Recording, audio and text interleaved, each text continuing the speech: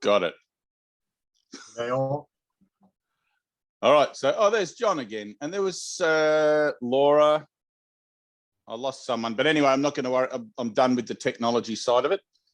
So everyone can hear. John, you can hear? Yep. Perfect. Excellent. All right. So welcome.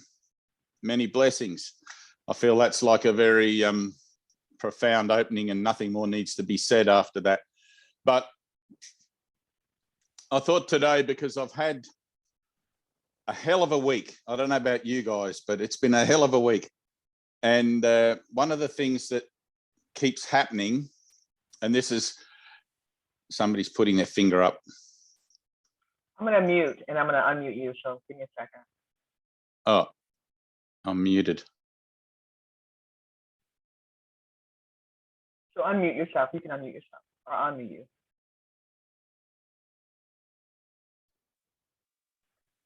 Is that better?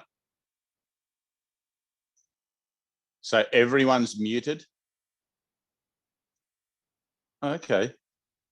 So no one can talk? Everyone can hear though, right? Yep. Okay, so, hey, Laura.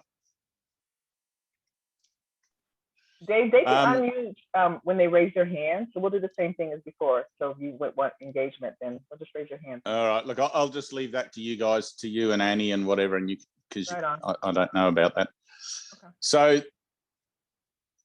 So the idea then that because we're looking at the idea of retraining our minds, right, by giving a new purpose to everything that we think we see. Right? And we can't just simply walk around and say there is no world, because obviously we still react to things, which is proof of the pudding that we actually do think there's a world. So one of the things that happens is your transformation keeps pace with you, which is very helpful since it's just your own mind that you're transforming anyway. But there's this kind of golden rule that you never get more than you can handle. But at the same time, you're learning to become miracle-minded. So what you think you can handle is always going to be a limitation on what it is you're capable of, because you're the co-creative expression of life itself, capable of absolutely anything, right? Including this Zoom room and whatever's going on.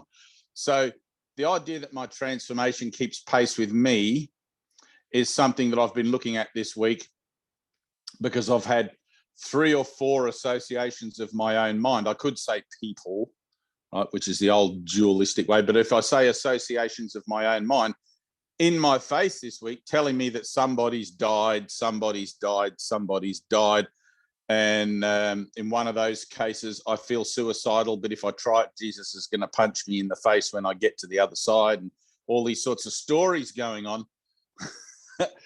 And so I'm looking at everything that goes on for me as an idea of being a reflection of what it is I believe about myself.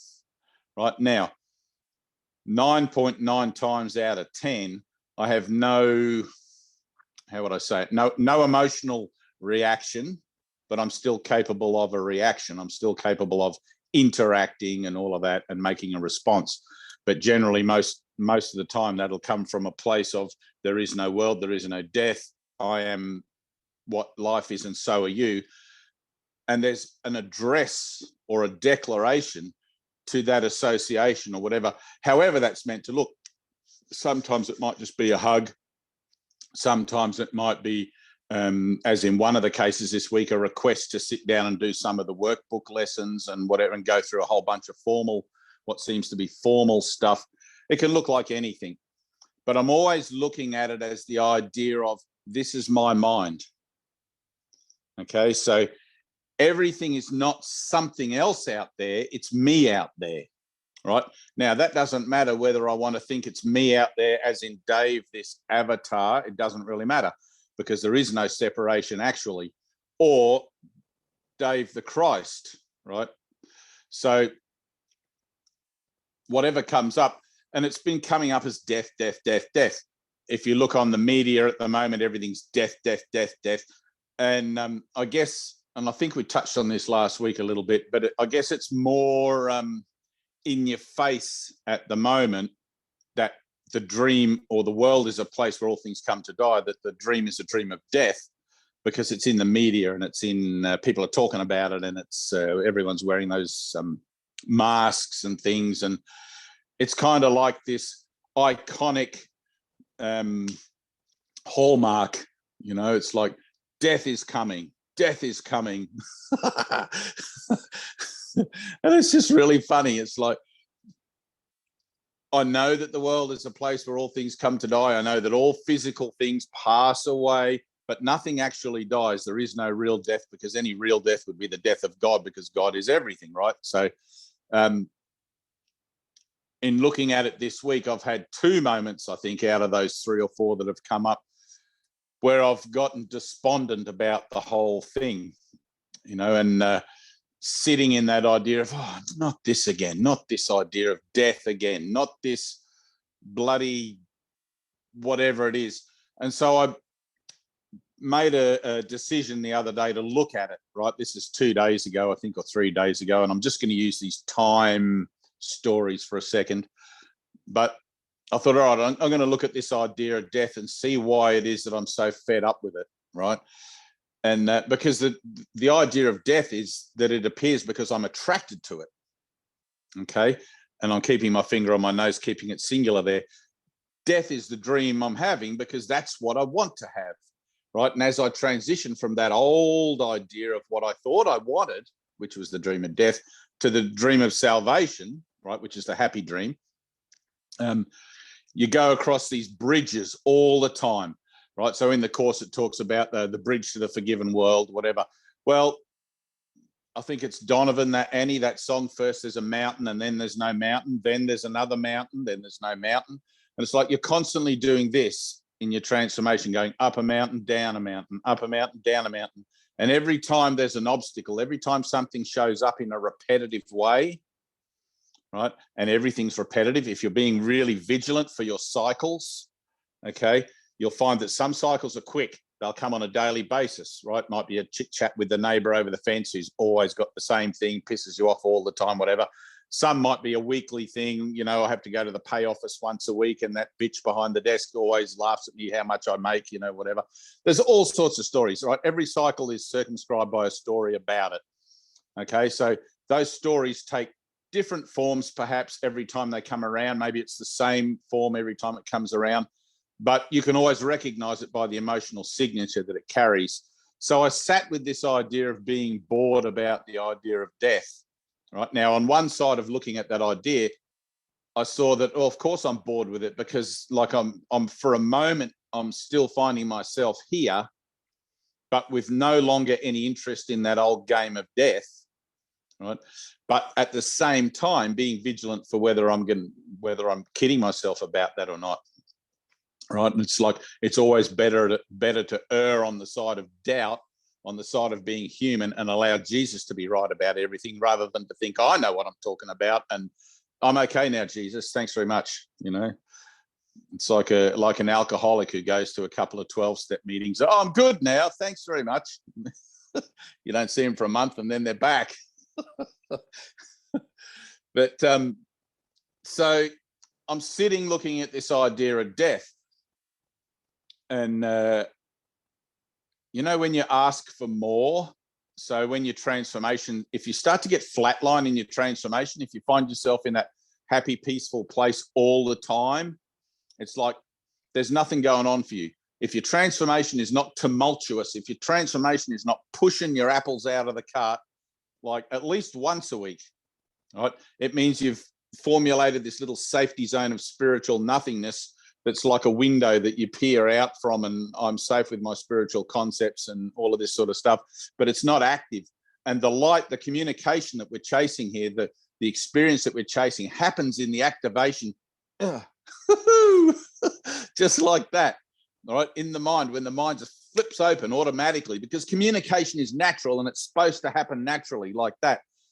And so I sat there with this idea of death, and I'm bored with it, or I wish it would just go away. And I'm sure everybody wishes it would go away from a certain point of view, but I wish it would just go away and we can get on with something else in the transition. And I realized that in that moment, I was validating that idea of death. In that moment, I was giving it total reality over my dominion. And I was okay with that. I'm like, all right, let me just sit in this totally. And I sat there for about an hour meditating. And then the next thing you know, I started in my hands and my feet. I started to get these cramps in my hands. I couldn't open my hands. And it was like I was rigor mortis or something, you know, and the idea of death was creeping in. And it was like, if you've ever experimented with metaphysics, like the nature of metaphysics as an application on the physical body can bring on some pretty horrendous things. But anyway, so my hands were like this. I could open them, but it was sore, and my feet and my ankles and everything like that. And then I started getting this kind of like, I don't know what you'd call it, a containment in my head, like this kind of like focus on just the body. I was not able to sort of like transcend it as I usually do. And I knew I'd just sit there. I thought, all right, I'll just sit there. If this is going to be my last moment in this vessel, that'll be great. You know, I don't really care, but I'm just going to sit here and let the miracle happen. Okay. So I sat there for what seemed like almost a full day. And by the end of the day, my hands could open and my ankles and my feet weren't sore, and things started to return to normal. And there was this kind of intense clarity, I guess, around the idea that there is no death, the idea that doesn't matter what the body goes through, that the spirit is eternal. And all I heard in my head was, now I can't remember. I was telling Dean yesterday. Dean was here telling me about the death of somebody and going through his own disaster. Life and life eternal. So all I heard in my head at the end of the day was the words life and life eternal. Not life eternal, but life and life eternal, because what appears in form is not the opposite of life. It's another form of life. All right. So we include in the body, include in the vessel, the ideas of the vessel, the association around the identity as that transforming, what would you call it? As that transforming utility, something like that, knowing that it's not the truth of us. Okay. So one of the things that happens when you find yourself with nothing really going on and you're in this kind of safe space and safety zone, what happens is you tend to lose sight of the miraculous moments that are available and applicable, because you're no longer being vigilant for your cycles. You're no longer being vigilant because you find that sort of sense of peace and it just doesn't change. Okay. And one of the technologies that the ego likes is that if it can just maintain everything in a specific kind of parameter without anything changes, that it thinks that it'll find peace. You know, if nobody knocks on the door to screw with my head today, that'll be great. I'll have a peaceful day. Not recognizing that that knock on the door is the opportunity to not only deepen that sense of peace, but to clear out a lot of the crap in the basement of the consciousness. Okay. And if you think of your mind as like a multi-story house, we have down in the basement or in the cellar, we have the subconscious, which is just a collection of old boxes and things with memories that and potential and all this sort of stuff. And then we have this conscious level that we live in or seem to live in the dream, where we see, hear, smell, touch, taste, and think only about those things, because that's the range and limit of the ego. The ego knows nothing for certain outside of that. It can guess and it can imagine, but it can't know. All right. And then we have the miracle level slightly above that. And then, of course, the super conscious on the top floor, which is the God mind. And those opportunities where you allow for the mind to open through being willing to confront those cyclical things that show up, the opportunities for that connection through the Holy Spirit to the miracle-minded level, which is the level above or below. It doesn't matter how you play it out. And you'll find out for yourself where that is in meditation, because some of the lessons in the course tell you to drop down and back into your mind. And some of them say, imagine yourself being led forward and upwards through the clouds and things like that.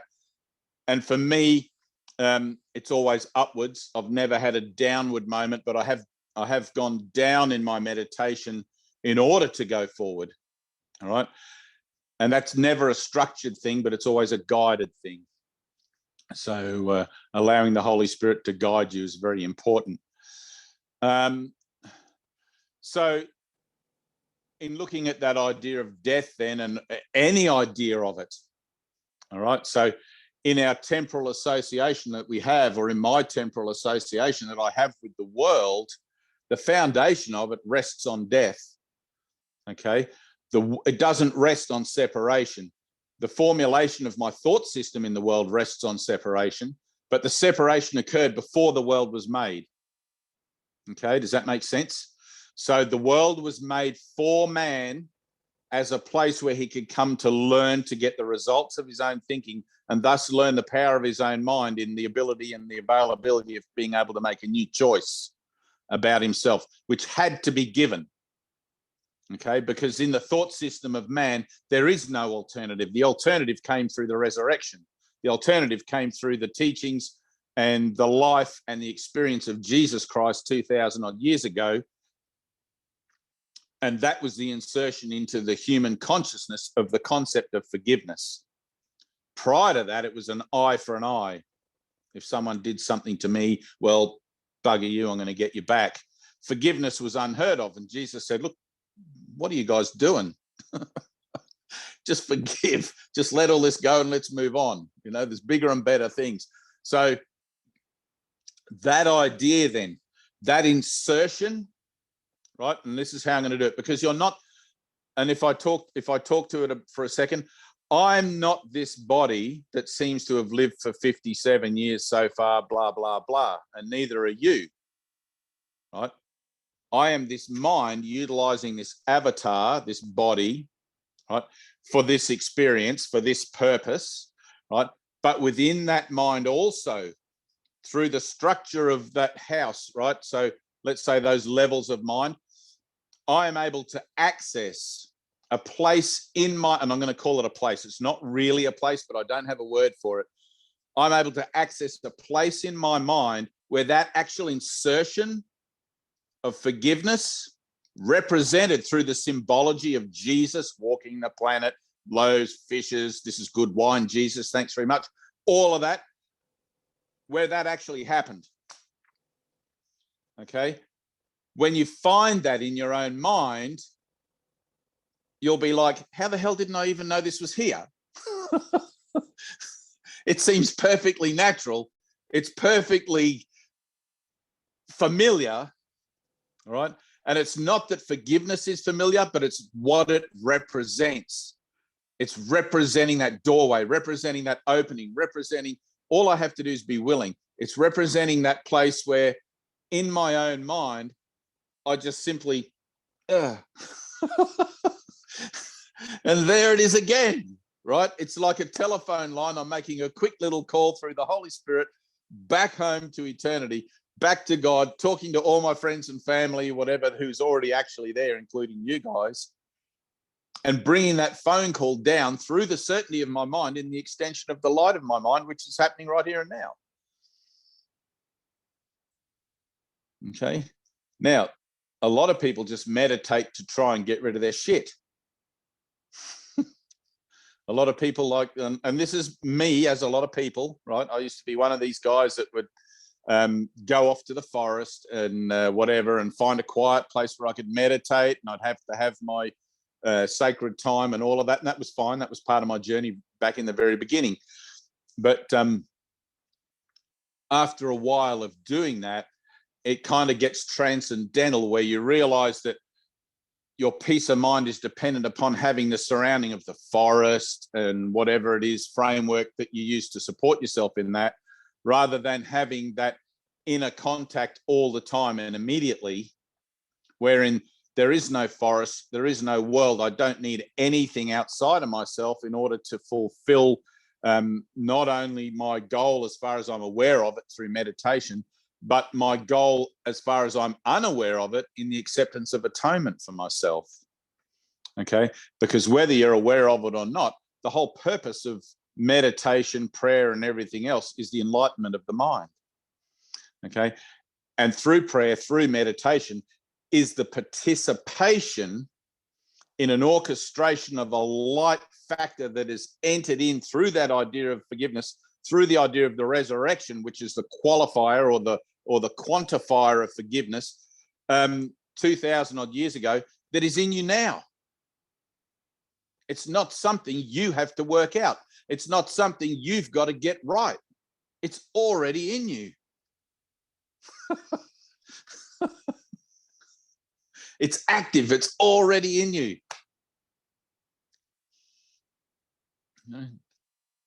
I just need to participate in my own individual transformation, and I'm going to stumble into it whether I like it or not.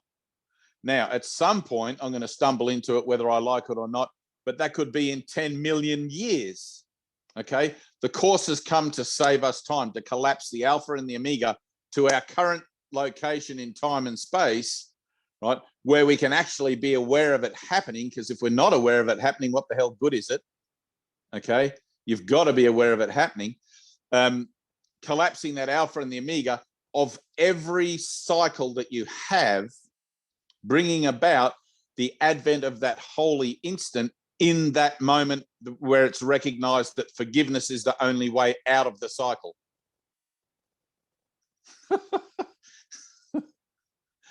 Does that make sense? Is everybody nodding? 1, 2. Eric's kind of nodding. Yep. Donna, yep. Okay.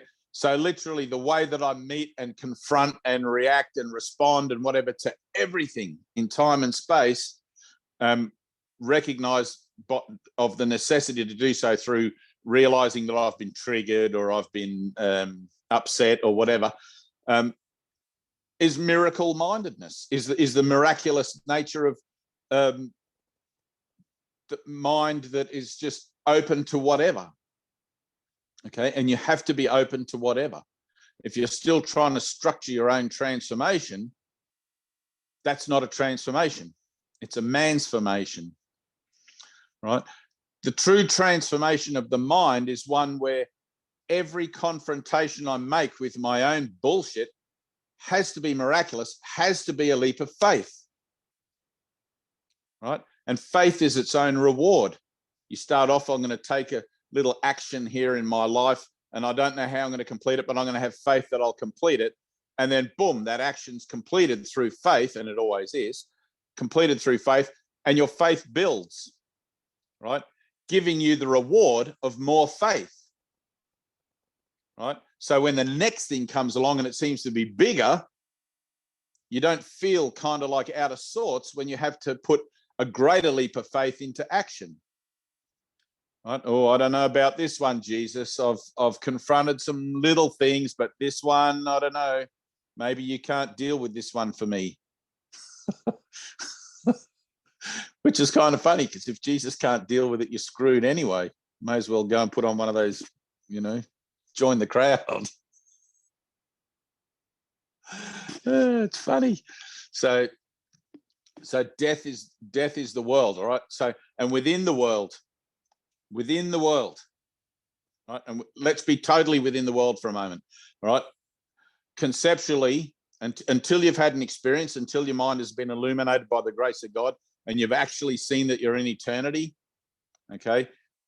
Totally be in the world, right? I'm in the world. Yep, I'm a body. Yep, I'm gonna die. I'm got a tumor in my stomach or whatever it is, and I'll use anything, and that's where I'm going to stay, because in that place I'm entitled to miracles. In that place, the miracle is available to me. If I'm trying to transcend it and be all spiritual and lovey-lovey about the whole thing, then I'm not being totally honest with my humanity, right? And as above, so below. If I find myself here, if I find myself completely constricted by my ideas of death, by my ideas of body, then fine, I'm a body.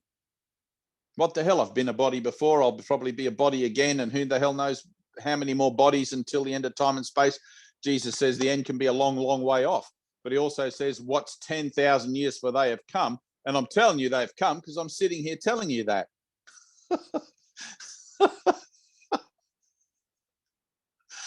And it's not that I didn't want to come, but when I realized what it was that I came back to, I'm like, uh-oh.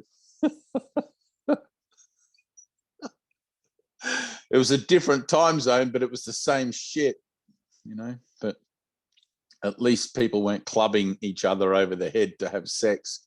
So that was kind of a relief. Leaves a hell of a bruise. So the idea then that I need to be aware of my cycle, right, is something that I want to impress in this Zoom meeting, because it's something tangible, it's something applicable, it's something that you can look at in a day-to-day thing. And it's really all we're looking at, right? It's really the whole thing that we're looking at. It's like I'm being vigilant for the kingdom of heaven. And I'm also watchful for anything that drags me out of that.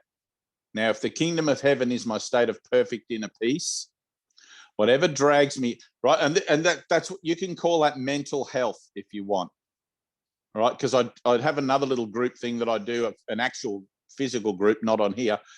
And I actually, this is funny, just a little aside, I actually have a solicitor who I've given a copy of the course to, the Sparkly book to, and she's looking for me right now, even though she has no clue what I'm talking about. I'm absolutely certain she thinks I'm off my brain bonkers. She's looking at me right now at a way to amend the laws that are prevalent and current to anyone who's admitted to a psych ward, right? So that they can also begin to avail themselves in there of this alternative technology for recovery. Because there's a lot of people, and I know we spoke about this briefly last week, but there's a lot of people that end up in the psych ward who have random transcendental experiences, whether that be through drugs, which I don't validate, or whether that be natural through meditation or anything, and they don't know what to do with it. All right. So I have a solicitor who's looking into that, and we had about a 30-minute meeting the other day, and I could see her trying to refrain from looking at this. Looking at the ceiling and keeping, you know, but anyway, God bless her. She's doing whatever she can, and we're progressing forward slowly. Everything in time and space is slowly. So, but I got off track there. But being willing to look at your cycles, right? So the same situation, and I know we talked about this last week, but this is the whole thing. Okay, so last week we talked about it as the rat jumping out on the way to the market. Okay, that's a cycle. But be aware that in your own experience, in your own mind, there are recurring thoughts which play out there, out in the platform of the world, that represented then by a symbolic representation that you can relate to, because as I said, there's no point if you can't relate to it, right? Where you'll see that, oh, this again, the same thing, the same whatever. All right. Don't let those moments pass you by. Those moments are literally the doorways to transformation, literally the doorways to nirvana. Okay. They're important moments. So I know that it's often, and I guess I'm recapping a bit here, but it's often, because the ego doesn't like to lose face, right, unless it's to its advantage. But it's often that you might find that you don't want to take responsibility for something when you recognize it in the moment, because you might consider that perhaps the situation's not optimal, right? Oh, what if I have a meltdown in front of my friends? Or what if I start crying? Or what if all of this stuff happens? There is never, all right, because as above, so below, God's will, thy be done. There is never a moment that is not optimal, right? The transformation occurs by the grace of God through you, by the power of the Holy Spirit in you. It doesn't matter where you are, what's going on. The moment you recognize that cycle, that trigger, no matter how small it is, don't waste it. Because the only honest moment that you're going to have with it is right then, in that moment of recognizing it. As soon as you put it into the past, oh, I'll deal with this later, or I'll deal with this next time, you've already pushed it down into the pit of denial, and you're attempting to deal with it as a memory. All right. But memories don't actually exist. You make them up. They live from ideas of that you might have had a past, but you never had a past. You only have this moment. Okay. Past and past memories are a funny thing. I had one this week of a memory about 25, 30 years ago. And it was completely different when told back to me by somebody than my own memory of it. And I had this blank kind of thing in my mind where I couldn't actually find the memory that they were telling me that I'd had. But I had my version of events, which I subsequently came to realize was completely erroneous and a whole load of bum. But because my past thoughts don't actually exist, the only moment I can catch myself in the transformation, the only moment that I have access to the miracle is now.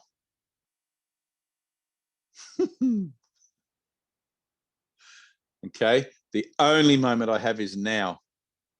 Not tomorrow, looking back on what happened yesterday. That's already gone.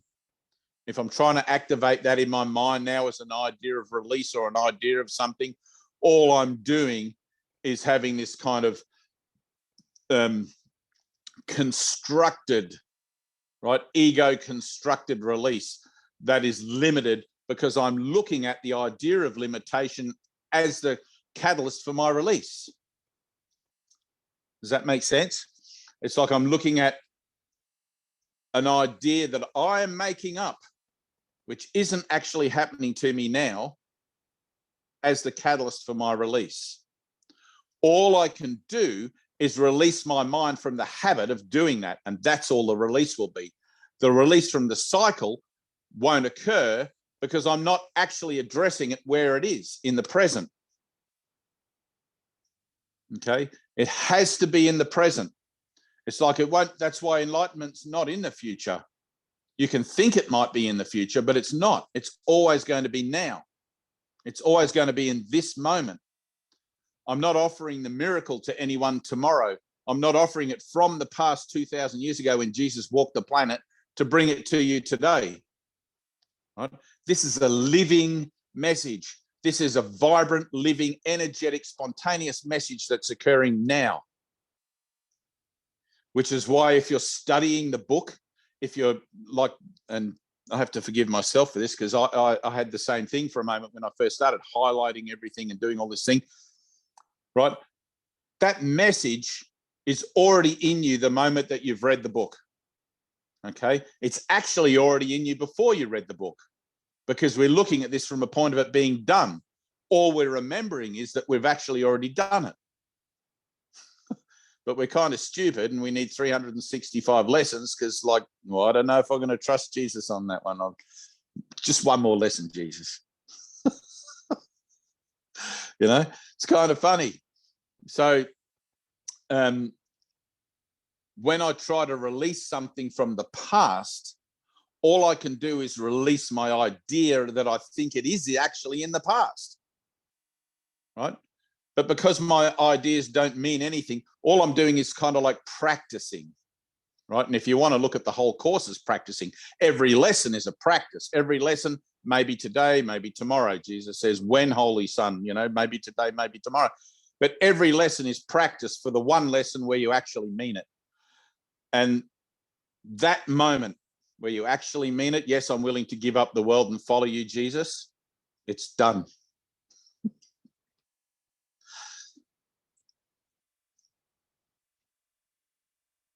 So look at that. Okay. We're going to look at it and look at it and look at it until we no longer feel like we need to look at it, that we can actually go through it. All right. I'm going to sit there and I'm going to let that go. And I'm going to sit there and I'm going to let that go. And I'm going to sit there and let that go. And then the next time I walk out of my door and something triggers me or I'm activated by something and it pushes a button or whatever, disturbs my peace of mind, I'm going to convert it right there. Whether I'm having a meeting with my solicitor or whatever, and whatever happens, happens. It doesn't matter. I don't have to make an excuse for myself. I don't need to apologize if I cry, if I laugh, if I whatever. But it's like the message is only living now. The message is only alive now. The miracle is now. Not tomorrow. Not yesterday. Now. Like there are levels. All right, this is a dream within a dream. Within the dream, at the lowest level, I can become aware that I'm dreaming. In the next level, which we call the happy world, I've been aware that I've been dreaming for quite some time, and I've been applying the principles of awakening from my dream to the point where I can actually see the structure of my original dream beginning to change, as in, i.e., falling away from me in a way that does not represent sacrifice. You know, and I walk into this new moment right here, right now, without any idea of how that ought to look, without any preferences, without any judgment. And I find myself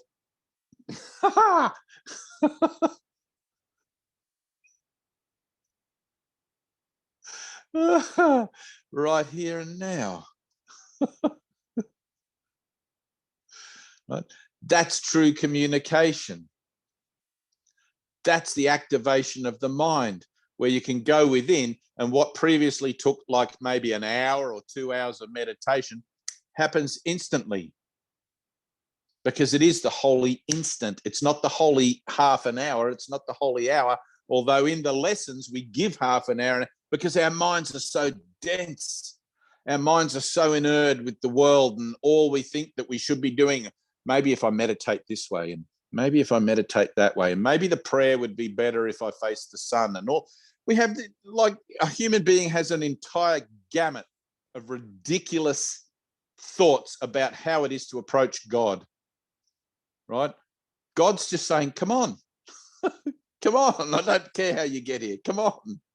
Just take one single step with me wholly, one single step with me wholly right now, and enter into this moment in its fullness and its glory and its beauty. And that has nothing to do with the world or any of our ideas about fullness or wholeness or glory. You'll find out when you enter. All right, it's the same thing as saying you'll see it when you believe it, not the other way around. People often say to me, oh, I'll believe it when I see it. And my only response is, no, you won't. But good luck with that. You know, people always want proof, but faith has no proof. Faith only has faith. So that's the journey. That's the pathway. That's where it is that the mind misses every single tick of the clock, the opportunity to enter into true communication. And I have a beautiful thing happening here at the moment. We have we have another room that's like way out there, the session room, and I think they've probably gone by now, but there's some guys up there doing a light session and stuff. And we have one of the brothers that comes along is just starting to be able to have these moments. It's been 18 months from using the course, having these moments of entering in and seeing these glimpses of light, these flashing expansions of light across the background of the conscious association in the mind, you know. And it's like, when that happens, I remember the first time that it happened to me, I had no words, you know, and this is post-enlightenment. I thought that was all there was. But to be able to enter into another mind that's at that level and to be able to communicate, and like that happens, you know, by the grace of God, yes, but it also by your willingness. And I know if you talk to Annie will be able to tell you probably far many more stories than me about all of those sorts of things going on. And it's like I can't really express how comforting it is, how absolutely, totally comforting it is to have a moment of true communication. It's like for my whole life, I've been speaking gibberish, and then all of a sudden I stop speaking for one instant, and true language that I understand wholly, blazes across the threshold of my mind as the silence of creation, as the word of God, which has no sound. And I understand it. I understand it perfectly. It's home. It's the most beautiful,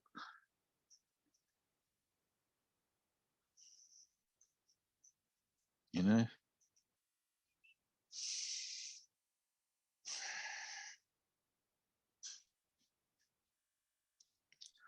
But from where we stand, from where we sit, from where we view our Zoom meeting and everything else, we're on the road to the market with our barrow load of goods. And it's always the case that Jesus is passing me by and says, give up the world and follow me.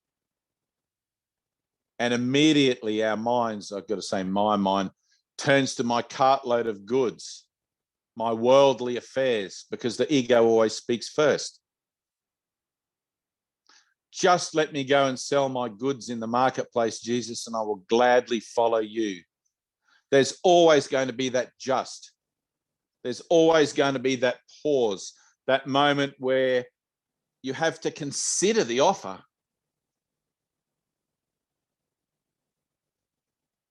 And it's like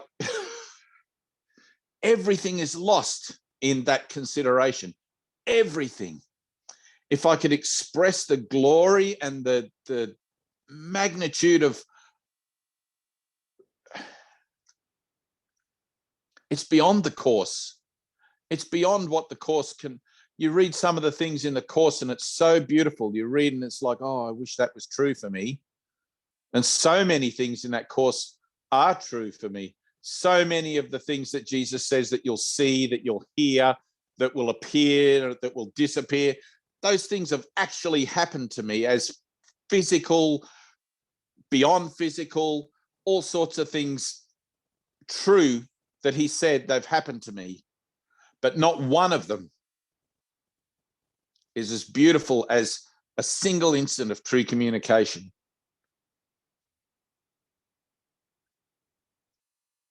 Because that's home. That's the language that we actually speak, not these blah, blah, blah words that, you know, when we...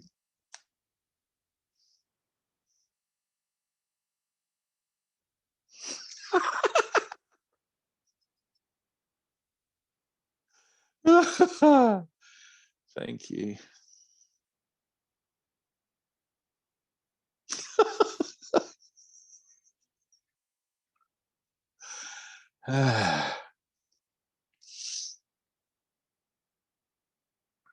So don't waste those cycles. Don't waste those things. Don't think that just because it might be a little tiny small trigger that it's nothing to worry about. The moment that you realize that your peace of mind's been disturbed by anything, whether it's something you think is fantastic or something you think is horrific, it doesn't matter either way. Peace is the center line. Whatever goes, like the Buddhists call it, the middle path, right? But whatever from there, either side of that path, you don't want any of it, okay? That doesn't mean that you're not going to be tempted to go and get some of it. And sometimes it'll be the debased stuff you want, and sometimes it'll be the glorious stuff you want. There's no judgment from me either way. I mean, I've walked this path as long as you have, but the peace path, the path in the middle, that's the one we want, okay? Recognize, train your mind to learn to recognize when it is you've strayed from the path, because that old saying, the first step into hell is a slippery slope, that's a true thing. You only got to just slightly deviate from the path a bit, and the next thing you know, you'll be pulling your hair out wondering how you got where you're at, and you'll need another miracle to get back again. Luckily, you're entitled to miracles, and there's no limit. There's no, it's only actually the one miracle. And that was the insertion into consciousness of that moment of forgiveness, that moment where resurrection proved the fabric of the whole teaching, which gave you the ability to apply forgiveness to just decide for yourself and to prove to yourself as your own witness that the teachings of Christ are true. The teachings of Jesus are true, that you're not from this world. You're a stranger in a strange land. But there is a home that you belong in, and where you can, you know, where you actually already are, and you can awaken to that if you want to. So I notice Tina's missing from my page. Are you still there, Tina? Can she unmute? Oh, there you are. Can you unmute these guys, so in case they have any questions? Because I want to make sure we're all still traveling along a bit. How about we do it like this? Raise your hand and then I'll unmute you. So now everyone's unmuted at the same time. Anyone have a question? I can't see everybody. You're raising your physical noticed. hand. Okay, I see Doug. You can raise your hand on Oh, you Zoom can see too, but Doug? physical hand I is can't cool. Yeah, see. I can see everybody. It's cool. How can you see everybody? This is just a question. How come you can see everyone and I can only see 8 people? I've got a bigger 'Cause it screen. says- but Really? That's all it is? I've got a bigger screen, yeah. But Dave, if you swipe to the right or the left, you should be able to see more people. Aha! There's Wendy and Travis. And Michelle, hey. Anna, Terry, look at all these people. Ida, Jasmine. Oh, there's a whole bunch on the other page. Oh, there's Fatima. Yeah. I thought she checked out. You got 20 people. And Doug's got his hand up. Oh, Doug, go for it, man. Where are you? So Hang on. you were talking about death when we started the meeting tonight, and Yep. about experiences you had this past week. You mentioned several times that came up for you. So am I to understand, or we to understand, that those were just associations for you? They were a representation for you, or a metaphor? So was death actually death, or was it just an idea, a metaphor that came up for you around this idea of death? No, death is actually death. Right. So let's look at the whole continuum as being an idea of death. Okay. Now, within the framework of the whole continuum of let's just take one day. All right. I know all examples are of the ego, but let's just do this for a second. If you just take one day from the time you get up, from the time you go back to bed again, everything that occurs on the physical platform of that day is a symbolic representation of a belief in death. Right. Now, death is the foundation of the framework that we're using to validate our idea of separation. Right. Death is not the separation itself. Death is something that we can recognize in order that we learn how to get the results of our own thinking and decide that, I don't like the results of that thinking anymore. I want something else. Not knowing what the something else is, but being willing to ask within if there's an alternative, and then discovering, of course, boom, Shankar, there's Jesus. It's like, here, take my hand. But for me, so enlightenment happens 2 ways. Actually 3 ways, I should say, or 1 way, by the grace of God. But the process of the transformation of healing, right? So for me, I'm top down. I had the enlightenment first, and then the process of transformation, which I'm still undergoing. It's been in time 26 years or something since I picked up the course, and using it every day diligently as best I can, and being vigilant for that. And these days, very rarely anything pops into my mind at all that disturbs my peace of mind. Most things I kind of laugh away and whatever. Whereas at one time, let's say in the beginning, it would have thrown me for a 6. My mind would have just been like doing cartwheels about the smallest little thing that came up. And then the other way, of course, is to do your transformation first, where you stumble upon, and I say stumble loosely because it's not really a stumble, it's orchestrated, but you come into a curriculum of transformative discipline, whether that's through Buddhism, Christianity, whatever, or just your own kind of sense of things, and you begin to apply it until you reach enlightenment. Okay.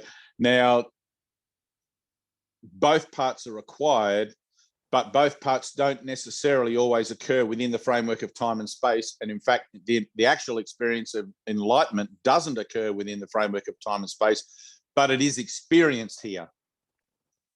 Okay, because the part of the mind that believes in death or believes in the separation is still not separate from the rest of the mind that's actually still in total perfect communication with the whole, with God. All right. So when stuff shows up for me, I always treat it as total reality. Okay. It's not hypothetical or whatever that was you said. Is it an analogous or whatever? It's totally real. I don't want to try and dim the shine off it by anything. All right. If I recognize that I've been triggered, a metaphor. That was it. Words. So I want to look at whatever shows up as being of maximum benefit. So in the moment that I'm identifying with that idea of death as invalidating it by either trying to push it away or attract it, which is the same thing, I'm deliberately wanting it in doing that, I'm dead, right? In a literal sense. Okay. Now, if you look at the idea of death as being non-communicative with life, and the idea of alive as being communicative with life. Okay. So in the dream of death, I'm a dead thing. I know it sounds kind of hard because we have these ideas that I'm alive and I'm waiting for death to get me at the end. And I saw a T-shirt, a really cool T-shirt, which was it said "Born dead, alive in Christ." Right. So true life, the life that is eternal, is what life actually is. So in that, I don't have to worry about it, because that's actually the fact of the matter. That's the case. All right. What I do have to worry about, not that I'm particularly worried because I have the miracle, but what I do have to worry about is being honest with where I find myself, being honest with where I find my reflections when I'm confronted with something in the world, and allowing myself to own it or to be responsible for it totally. Okay. To the point where this is an idea of death. It only goes in one direction, right? Essentially, I'm standing in the mortician's waiting room looking at caskets for my imminent demise. But because everything in time and space is slow time, I don't get the results of that thinking immediately, because what's immediate here is only my ability to make a new choice. Everything else depends on time coming and going and according to that script. So I have a chance, I have an opportunity, I have this potential contained within the framework of my ideas, right? And every idea has potential. I have this potential contained within the framework of my ideas to be able to exercise my rights, okay? To be able to call upon my inheritance at any given moment. And with the recognition that I have a new purpose, then that's what I'm doing. Okay. If I have to go down that rabbit hole a bit and sit right at the bottom of whatever I think that is that's trying to tempt me into believing death is something, then so be it. I can do that. Okay. Because by the grace of God, I'm eternal. By the grace of God, I've entered into this covenant. Okay. And we talked about this as the honeymoon period last week. I've entered into this covenant with God that not only am I forgiven for my mistakes, which are completely unrecognized by God altogether. Not only am I forgiven for my mistakes, but I'm also absolved of the need to have to rectify myself from them. It happens miraculously. Okay. So if for a second I sit in this idea of death and I totally die, I still don't actually die. Right? Death is the one idea in the whole framework of time and space that you can't get the result of, because you'd have to come back around to see that you were dead. You get that?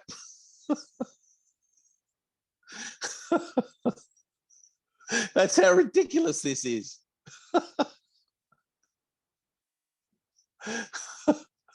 It's like, just hold the phone. Let me just duck around through the bardo and I'll come back in and I'll just peep through there. Yep, I'm dead. You can't ever die. And I think it was did everyone see the what's it called when you leave not a will, is it an epitaph of Nick Nack Tharn? Oh no, I did that last week, and I won't do it again. Thich Nhat Hanh, I can't remember. Oh, anyway, Annie knows it. She's got it tattooed on her arm. Oh no, you've got Om Tat Sat, don't you? Tic Tac Toe, yeah, right. It's funny. You got to see the humor in everything. There's 365 lessons for dummies. The improbability and the impossibility of death is so obvious that it's like how did I miss that? Did I trip over and bump my head on the way into this continuum or something? It's like somebody's selling me some storyline, and it's like, hang on a minute, how am I going to validate that I'm actually dead? You know? It's funny. Anyway, any questions? Well, let me go back to, hang on, let me go back to Doug. Doug, is that cool with you? Did that answer what you were? Yep. I can't hear you now. Oh, yeah, there we go. Yeah, that was good. Yeah. Thank you. Yeah. So just remember, whatever shows up, right? And you guys will all have your own individual obstacles, right? It's actually the same obstacles as anyone else seems to have, because there's just one mind going through this idea of separative obstacles. It's actually you're either looking at, I'm either looking into the light or away from it. It doesn't matter how that shows up in form. Okay, whether that's through disease, whether that's through financial whatever, or religious observance, it doesn't matter. Okay, it's either I'm looking into the light or I'm looking away from it, and my own peace of mind is my barometer for where I'm at with it. But being honest, right? So we started in the beginning of this thing, being honest about where I'm actually at with it. Okay, so that I'm not sitting in this kind of spiritual bubble, right? If a week goes by and my apples aren't all tipped out of the cart, then I know that I'm in a spiritual bubble. And I think it was Gangaji said even 3 days. She's kind of like lethal. I'll give you a few more days of, just to breathe there. But you get the idea, though. All right. So, Dave, there's a few Yeah, questions. we got a couple of hands.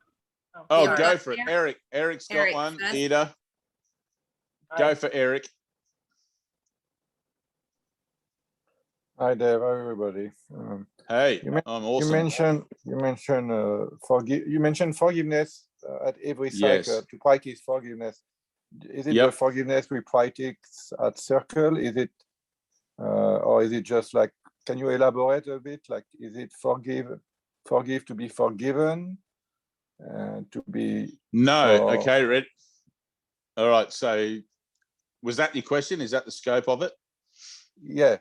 I mean, what kind of forgiveness can you? I'd like you to elaborate. Okay, I'll get to that in 2 seconds. Ida? Financials is a great thing that where I'm at. Walk me through it. What do you mean by honesty? What do you mean by not going into the spiritual bubble?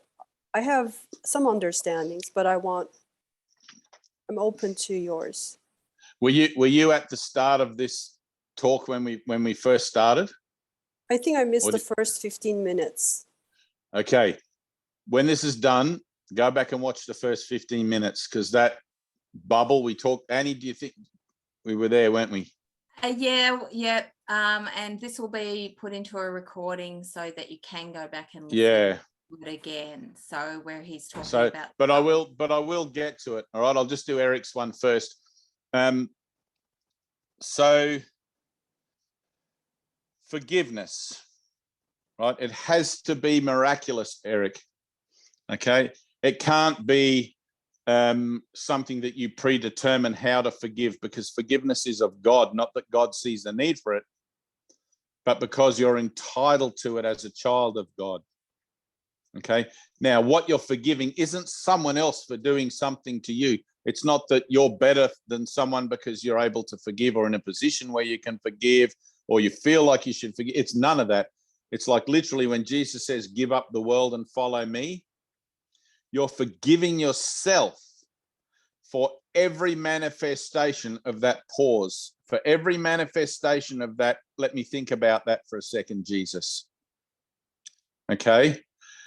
And that manifestation shows up again and again and again in every relationship and situation you have in the world, that is going to tempt you to believe that there is something in the world that can offer you more than is being offered to you through your own salvation. Okay, so literally you're giving up the world and following him, let's say incrementally until finally you're willing to do it wholly. It's like a little child has to be led. And you know, when you have, I don't know if you have over there, those ghost trains at the show, and you go through, and when you're a little kid, you put your hands over your eyes, you don't want to see it, you know, and then eventually after you've been through the first time and whatever, the next time you go through, you'll be doing this, like just peeping. And then the next time you go through, you'll be like, woohoo, this is great. And because you've learned that everything that you feared was simply sheets over a balloon or a rubber skeleton or something. And it wasn't the horrific thing that you actually thought it was, right? Salvation is the same thing. You actually think there's something in the world, but I'm telling you, it's rubber skeletons and it's ghosts and it's nothing. Okay. So you're forgiving yourself for that pregnant pause, for that moment of pause, wherein the potential to continue to fabricate a world separate from God seems to exist in your mind. Okay. Right now, that seems to exist as the idea that I think I need to watch a video. I'm a sign that says, don't read me. I'm a sign that says, I'm not going to tell you anything that you already don't know or don't already know. Right? But because our minds are of the forgetting, we have to be reminded that again and again and again, whether that's through a lesson in a book or through the presence of another brother who's saying, hey, it's just a dream, don't worry about it. You know, it doesn't matter how that reminder comes across. When you're new in this and when you're starting out in your transformation, it comes across sometimes as a slap in the face and why does this keep happening to me and all of these sorts of things, because the universe is constantly trying to get your attention. It's like a little kid and the mother says, don't do that, it's not good for you, but yet you still insist on doing it because you love it when your mother tells you off, because you get attention from it, right? It validates you, right? You'll do it again and again and again, just so you can get your mum angry and feel good about it, you know, the power of your own mind. It's like, wow, that really worked. It's like if you watch Super Nanny, I've only ever seen the one episode, but she uses the reverse psychology of that situation perfectly. Like she's got it down pat with kids. But I don't even know if that's still on anymore, if you guys get it over there. But forgiveness applies to literally everything. Whatever it is that distracts your attention from this. You ready?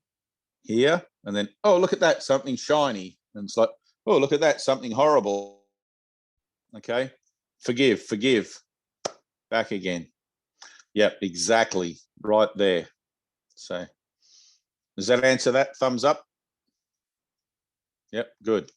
Forgive the world, which includes yourself. That's the whole thing. So, I want to do that one about money actually, because it is, where did she go? Who was that? Oh, Ida. I have to swipe. You guys, people join in and leave, and we've got Mercy, Kevin, and Tina. Oh, that's Tina. Right. So money's really simple. It's like anything. It's like health, right? And I'll do this with health because you might see it easier. Okay. The idea of sickness and health is exactly the same thing. Okay. I'll transfer this to money, but because having gone through a horrific adventure with cancer, right? And I haven't had a horrific adventure with finance. This is more relevant to me through the journey of my physical healing rather than anything, but it's the same principle in play. So, the idea that I want to be healthy, okay, is the same idea that I want to be sick. And you're going to say, well, that's crazy. How could that possibly be something? Okay. But if you look at the whole idea of the world as yin and yang, you get the results of your own thinking here. And from an unrepentant posture, right? And every fragment of our lives is unrepentant until we atone for it. Unless we do it wholly and solely once. But I look at the idea then that, oh, I've chosen sickness or I've chosen poverty, right? And I think that health is actually my alternative to being sick, or that financial wealth is my alternative to being not poor, okay, which is only guaranteed to keep me in that cycle of sick and health and poor and rich again and again and again. Whether that plays out in my cycle as a weekly occurrence, like when I get my paycheck, let's say each week, and then by the time next week I'm broke again, or whether I get, let's say in the idea of sickness, whether I get the annual flu, whatever, and then next year it comes back again, I'm sick of getting this flu, or whatever it is, hay fever every time the flowers come out, you know, whatever. So the base premise is that I'm not a body, okay? But that doesn't do me any good when everything seems to be trying to convince me that I absolutely am a body, right? It's ridiculous. I can't meet my bills. I'm always at the doctor's, whatever the situation seems to show up as, right? The alternative to that is not the opposite of it. The opposite of it only keeps that in perpetuation, okay? The alternative to it is a miracle. Now, because you mentioned money, I'm going to tell you my money story. This is only a very small story, but it's the only one I have. And the miracle of my money story is your money story. My money story was a weekly occurrence of having about $4 a week left in my hand, if I was lucky, right, at the end of every week, in order to get me through the last couple of days until I got my next pay. And I wouldn't say it was a miserable life, but I couldn't do anything, right? All my friends would be going out and having fun and doing stuff. And I'd be like, oh, I'm okay, I'll just stay home, because I couldn't even afford to go out and have one drink. And that was where I was at, right? And then one day, I met this woman who was considerably older than me, and we ended up in this kind of relationship, and we were both course students, and we were having this, we knew our relationship was about teaching and learning. It wasn't about whatever the physical nature of the relationship could provide, but that was included, like everything's included. So, and one day she just said to me, look, you've never got any money. And mobile phones had just come in, right? That'll tell you how long ago this was. Mobile phones had just been a thing. They'd gone from being those big bricks that guys used to wear as status symbols around their waist, you know, with the big hand thing, to being something you could put in your pocket. And she said, I always wanted a phone, right? I thought that'd be so cool. You know, I'm a bit of a techie. I'm obviously not, but I like the idea of it. I said, oh, that'd be so cool to have a phone. She goes, we're going to go and get you a phone, right? And put it on a plan. And I thought, man, every cent I have currently goes to paying all my bills, my rent, my food and everything. I don't even have enough for this plan that she's talking about.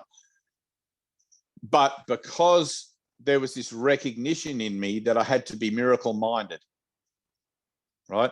I was learning to be miracle-minded. I said yes.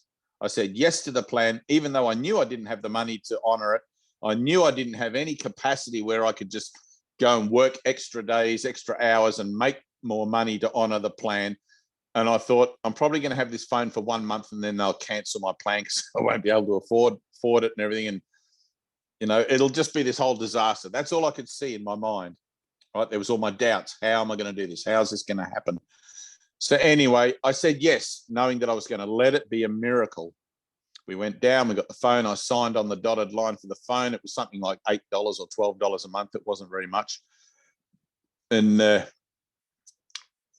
for the next few days, I was excited. I had this phone, this whole thing. And I was kind of preoccupied with how I was going to pay for it as well. And that preoccupation brought me to a kind of a threshold of what I would say would be anxiety or concern or whatever about being able to afford it, being able to pay for it. And it got to this point where I knew I had to do something, right? But because I had prayed, because I had allowed it to be a miracle, you know, a miracle-minded action of saying yes, I made a choice to let go of my concerns, let go of my worries and fears about how I was going to pay for this phone, which in the grand scheme of things isn't much. And then the next thing you know, I got a phone call from a friend of mine who'd just bought an acreage up the road at Ewingsdale in Byron Bay. Druin. I don't know if he's still around the woods. And he offered me 3 days a week work in his fruit orchard. And I had more than, and free rent at his house and all this sort of stuff. And I had more than enough money to pay for the phone. I had free rent, so I had all that on top of that. And the universe had provided me with an avenue how to not only pay for the phone, but to give me more than I actually needed, right? Which wasn't really more than I actually needed, because as it turned out, the universe had other plans in store for that other money. And, I was able to contribute a little bit to the meditation center where I was going at the time. So it all kind of panned out. Now, that same action of being miracle-minded with finance, with whatever, it's going to be applicable to you and your own imprint, your own emotionality, your own signature in life with whatever the situation's showing up for you. Okay. And because you're looking at money now, it's like, well, Jesus has said to me, give up the world and follow me. Am I really willing to do that? Or am I going to hold myself accountable to, or am I going to hold myself in sacrifice to this situation where I think I need money or don't have money or whatever? It's like, no, I have to give up the world and follow him and trust that whatever's in my greatest good will come to me. Right now, one of my teachers, Ted, used to always say, you'll never have more than you need and you'll never have less than you need when you live a spiritual life. And this old idea about being a renunciate or an ascetic where you have to give everything away and live on eating snow but that's not it. Like, if you want to do that, God bless you, go for that. But there's no reason whatever why, in the pursuit of living a simple life, right? Whatever simple is to you, I'm not going to tell you what simple is. You could be the CEO of a multinational company. That could be simple. But in the pursuit of living a simple life, because let's keep it simple, stupid. You guys all know that. You've heard of that before. All right. We're learning to not dumb ourselves down, but to reduce our footprint, I guess, in a way where we start to realize how much time we waste doing things that are non-essential and not really conducive to our sense of peace and our sense of self, right? So, and another little Gangaji teaching on that too, she used to say, have a look at your key ring. How many keys have you got on your ring? The more keys you have on your key ring, the more complicated your life is. And that's just a very general across the board kind of rule, but it's kind of accurate, it's like, and I've got like 50 keys on mine. I've got all sorts of keys for stuff and I just never throw them out because I can't remember what they open. I think one day I think, oh, Annie's got one. Yeah, you need to leave the Shire, Annie. Annie's got one key. So, but that idea of money, of financial, whatever, and I think it was Sundar Tarakan wrote a book called The 7 Flames of Consciousness, and where money, I want to get to the core of this. I kind of have to pad it out and go around the edges, right? Because the mind likes to worry about all sorts of things, right? Human beings are not complicated. We like to think we're complicated. We like to think that our stories about our lives are unique and individual and how impressive we are because I'm more damaged than you. And, oh, you poor thing, look at all this life trauma you've had. It's like being in the continuum is all the life trauma you ever need. Okay. So just being here, I wake up every morning, Jesus says I die daily. I wake up every morning. It's like, oh my fucking God, it's all right, here we go. Take Jesus' hand and off I start my day. But human beings are not complicated. We have very basic, simple things: procreation, money, food. You can go to any person anywhere in the world, not even need to speak the language, and you'll know exactly what they need by their particular situation, really, right? It's not difficult. So money is one of those things. Don't look at it as I need money. Look at it as I need to improve my relationship with God. Okay.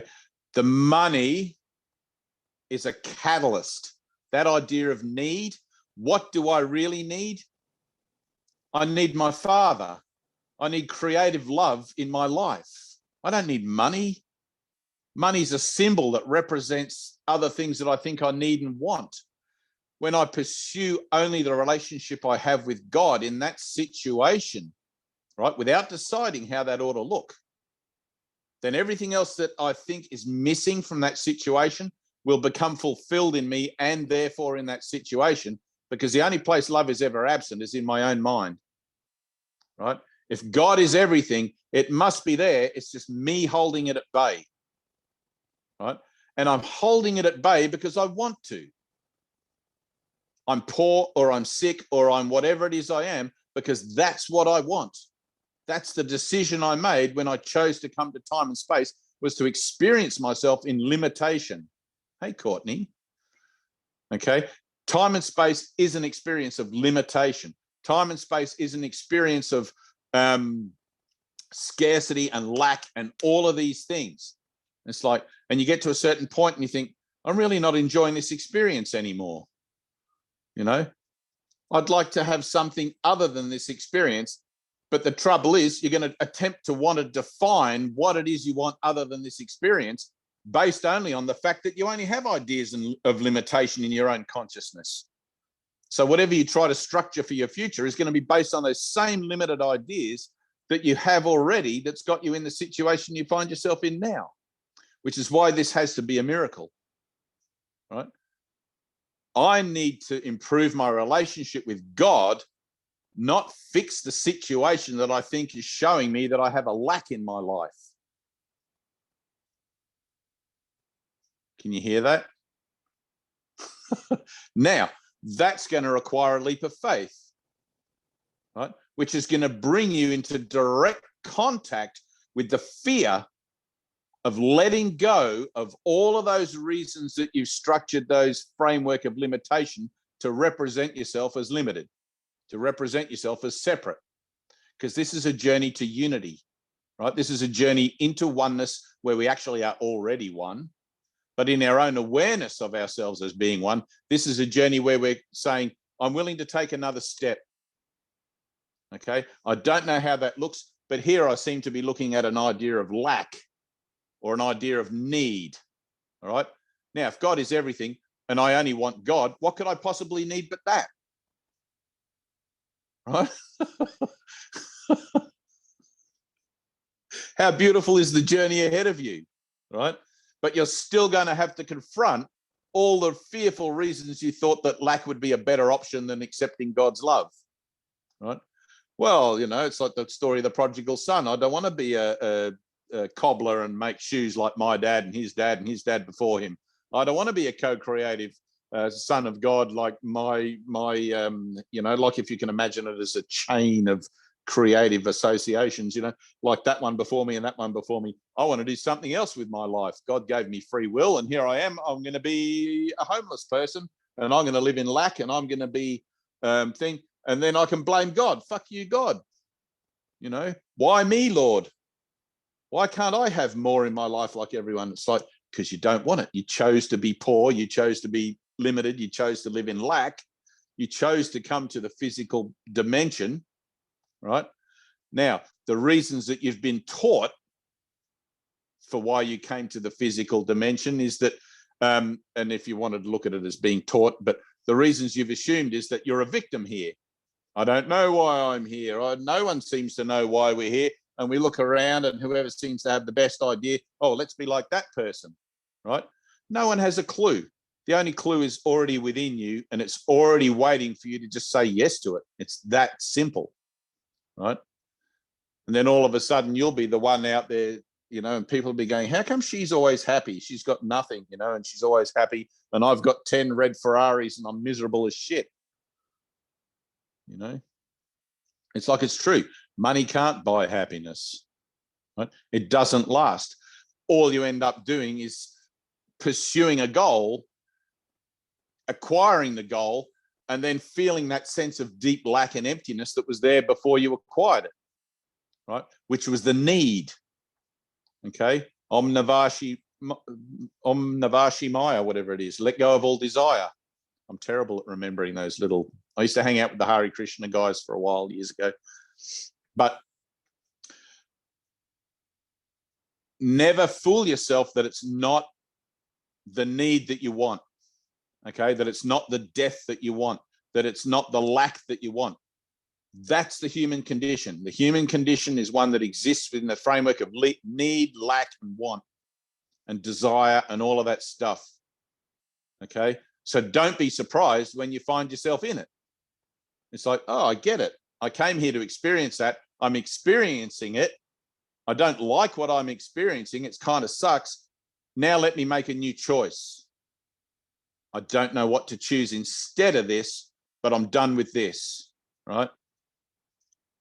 Through prayer of the heart for the healing of the mind that believes in separation, the Holy Spirit comes into your mind, reorganizes your defensive mechanisms, right, through a process of reinterpretation, where you learn to see then those same situations that represented lack as situations that represent opportunity, not to fulfill the lack that you perceive in the financial framework, but to have a closer awareness of the presence of God within your own life. And then you'll restore the flow in that situation again. Okay, what's out there is a symbolic representation of what's going on in here, nothing more, nothing less. Heal it in the mind, right? Restore that relationship to its true and sacred place in you. Everything else will begin to flow.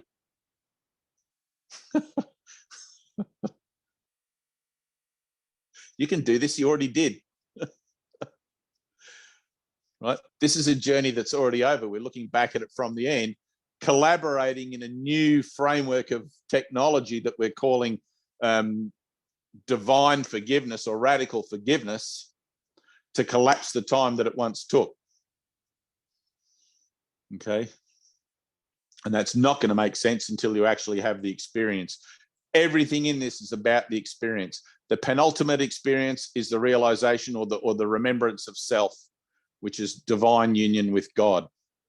Until then, like I was talking about earlier in this session, until then, let me just check my battery. Yep. Until then, we have the holy instant, right, which is these instantaneous moments of communication that dawn upon us seemingly spontaneously, but in accordance with our willingness to participate in the atonement principle in our lives, right? Allowing God to be the predominant goal in all our affairs. I don't need money, I need God. I don't need health, I need God. Okay. Now, your prayers may fail. Okay. Jesus says, I stand halfway between man and God in case your prayers fail, right? Temporarily. Because at first, all your prayers, all your words, right? Words are symbols twice removed. All your words are simply blah, blah, blah. They're just rhetoric. Right? I need more money, or I need a new job, whatever. They come from a place of lack. They're tainted with ego. Okay. There's nothing wrong with that. That's a point of honesty in realizing that it doesn't matter how honest I think I'm being. It's still me, the idea in denial that's still trying to formulate something going on here. And all my conceptual associations with even the idea of prayer are false by definition, right? But Jesus already knows. It's like he says, God knows what you want before you even ask. But you have to ask because you have free will, right? No one's going to take the world from you unless you are willing to let it go. You have to choose, right? The universal law of free will is that it's sacred. Okay. Now you'll get to the point where you realize there's actually no such thing as free will, right? Within the framework here. But because we believe in the possibility of an opposite to what our truth is, the framework of free will is given you in order that you can see about getting the results of your own thinking and learning how to make new choices. Does that make sense? All right. It wouldn't do any good just to pull a rug out from under your feet, because you'd be like, what happened? Right? You've got to see by the power of your own choice that you're actually involved in a process that's getting you the result that you want. Right? Prior to that, you weren't able to see that you were getting the results that you want because you didn't know that death was what you chose. You come into the world with amnesia. Why am I here? What the hell's it all about? Why does this shit keep happening to me? Right? All of a sudden, someone like me or whoever turns up and says, hey, it's just a dream. Don't worry about it. Let's make a new choice. Let's set a new direction within the framework of the dream, and we'll use our past learning as the rungs whereby we can climb up out of the muck and the mire of our bad decisions to start to see the light of a new day dawn on us above the, above the crap. But we've grown accustomed to our dingy, dark, limited little association that we call life. It's like whoever has the most toys is the king of the dung heap. It's like, that's great, but you're still on the dung heap. It does you no good. It's like, hang on, let's just get out of here altogether. I see what's going on here. We'll just get out of here altogether. I don't want even any, the best of best, whatever goes on here. I don't want any of it. I see where it leads. It all ends up as, and then you pop up again. Someone pulls you out of someone's vagina and smacks you on the ass, and then bang, here you are. And it's like, whoa, not again. Right? Why do you think babies, they always do this? It's like, oh, look at my hands. Look at this thing. And they cry so much. Those that have been here around the sun a lot of times, they're like, they cry the most. Surely no. That'll be me next time if I have to come back again. No, kidding. So anyway, does that answer your question? All right. Don't Yes, judge the thank form. you. Mhm. Okay. Don't judge the form, apply the principle. Okay.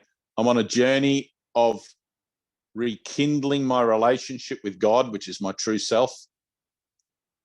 That's what I'm working on. I'm not confused about trying to fix, because the world will always have problems. The world is a place whose purpose is to continue to give you problems that you think you can solve somehow or another and waste your time here. Okay. But time is the one thing that you can't afford to waste because it's always against you. So learning then of your true purpose. What is my purpose in every given situation? It's to learn to see God in that situation.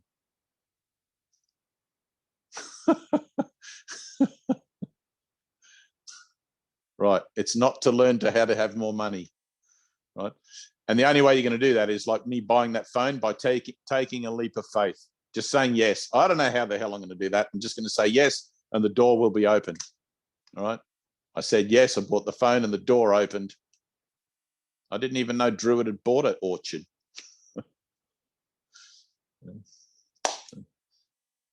Hey, Michelle. I didn't see you there. You're all blurry too, along with Annie. Annie's blurry. Fatima's really clear. Oh, Jasmine. I got some.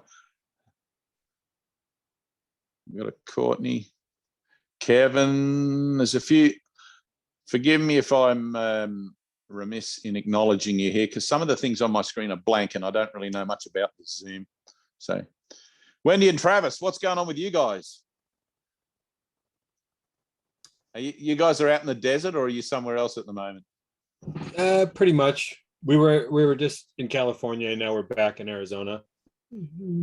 So yeah, that's out in the. I looked at all the pictures of you guys' place out there. It looks pretty cool.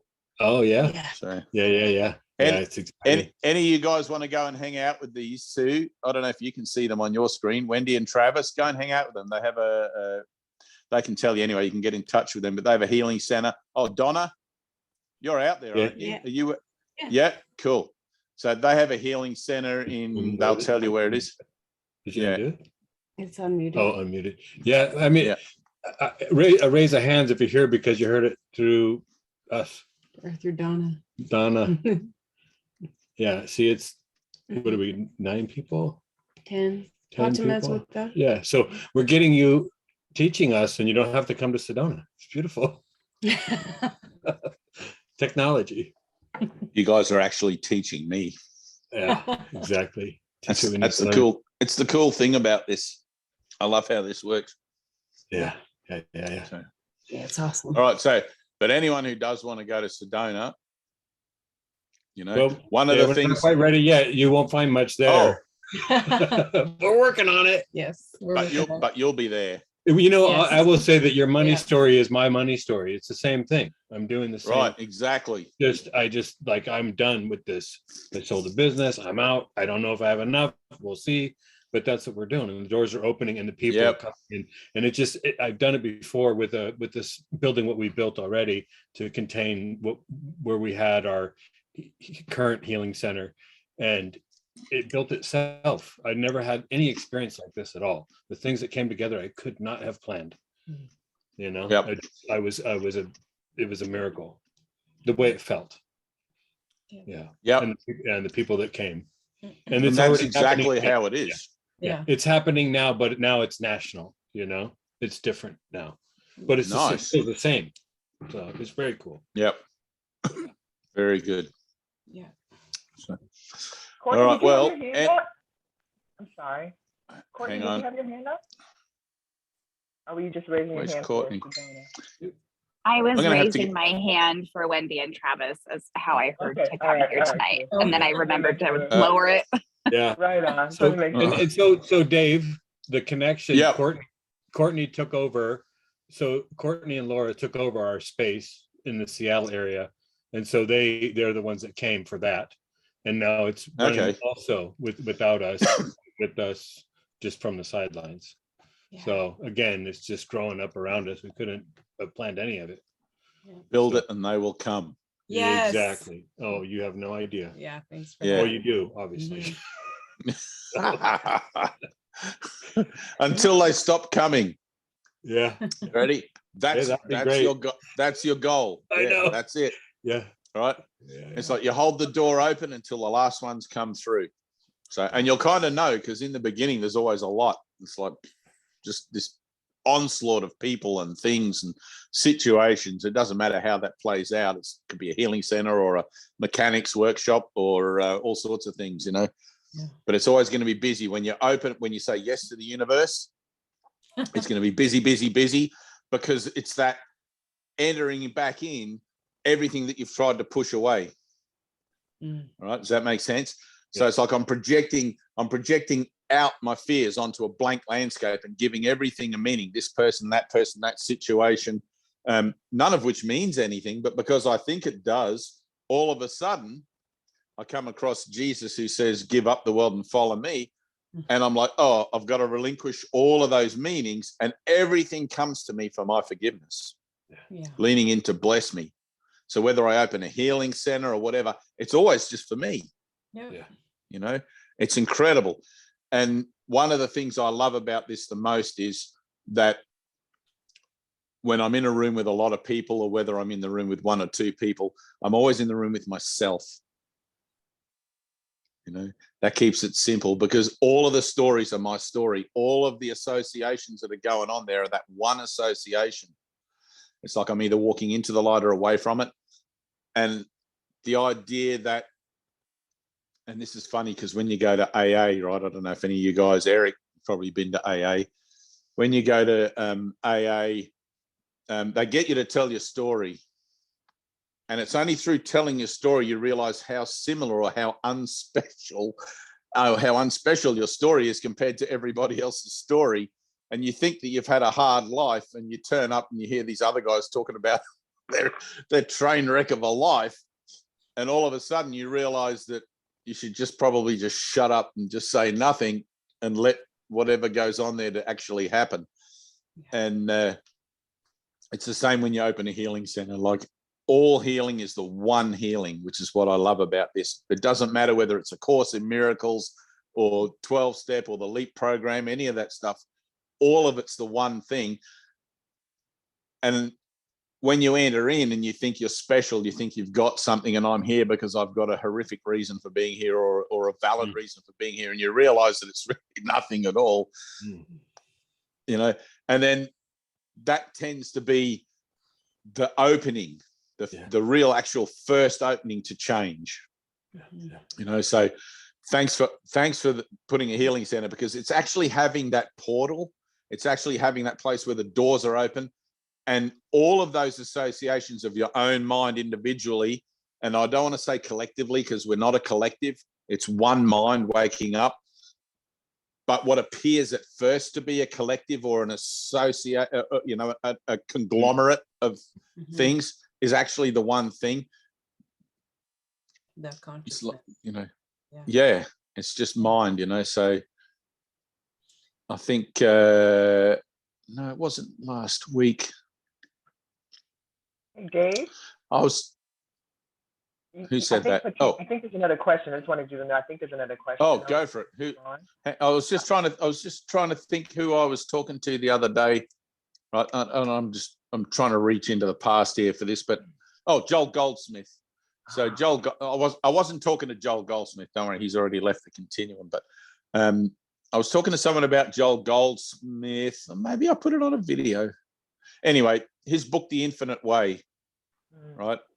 I was talking about it just the other day, either to someone or I made a video about it or something, but where he opens up a healing office, he realizes he has this incredible realization that everything's just him.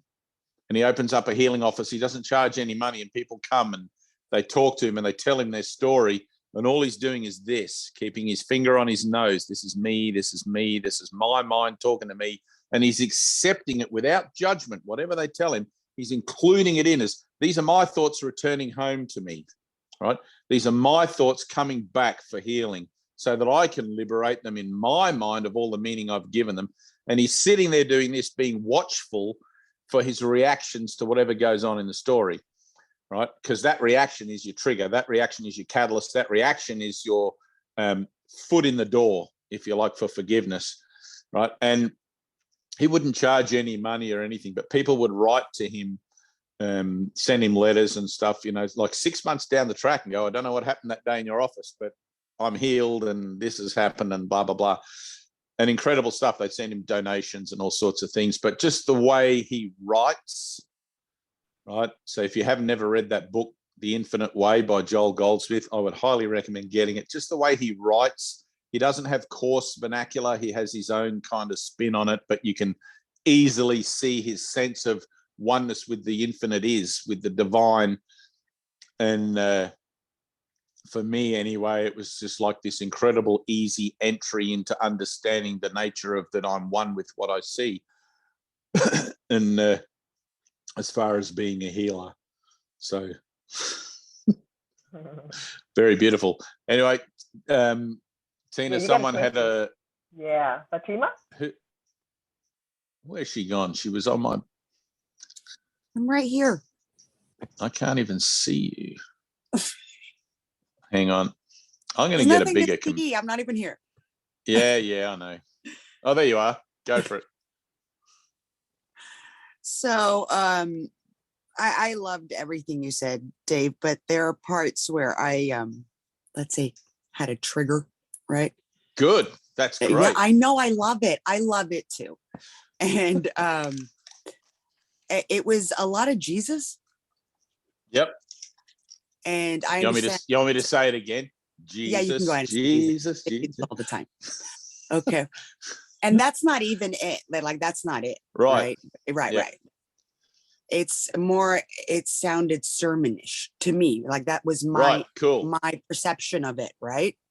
Yep. That this sounded slightly sermonish. And if I do not choose Jesus as the way and the light and the whole 9 yards, I'm fucking fucked. You know what I mean? Correct. And no, but it's not. But you see what I'm saying? No, I know. I'm just staring with you. Yeah. And that's how it felt for me. And that's it. That's the story. Then. All right. Awesome. Okay. But you see what you did there? Yeah. Where'd she go? Oh, you disappeared. You see what you did there? Yeah. So you had to tell me that story about how you felt about Jesus, even though... No, not how I felt about Jesus. No. About your interpretation of it, right? Yeah. Even though you already knew in your own mind that wasn't the sole reference I was using, etc. Oh, absolutely. Okay. Right. Now, you do that with everything. Oh, absolutely. Okay. Are you tired of doing that? Absolutely. Right. I don't believe you, but anyway. That's not important. I believe me. That's all good. That's all that's important then. That's true. That is all that's important. So, but that action of mind that is looking for that quantification of whatever that particular story is, it doesn't matter how you frame it, what it is. It's the same thing that prevails throughout all of time and space. That one story is the whole story. That one action is the whole action. Yeah, it's a separatist action. Like I was separating myself from the whole entire thing right now. Those people are speaking Jesus, right? Even though I love me some Jesus, don't get it twisted, right? But I'm Muslim and they're all speaking some Jesus right now, right? And so I know what I did, clear as day. Right. But there's a feeling that I want to be right about it. Right. Absolutely. And you are right about it. And I'm going to let you be right about it because that's the only way you're going to learn. Okay. Right? You have to learn by getting the results of your own thinking. You can sit here and listen to me or listen to whoever for 1,000 years. I'm not here to change your mind about anything. I'm just here to declare the certainty of my mind about a particular thing that's going on for me that resonates with, let's say, either, and you're like, oops, just dropped me over the edge there. Either resonates with this little book here, which is, you can see up there, little Miss Muslim. All right. So that's my Bible, the Aramaic Bible. You can't get more Muslim than that. So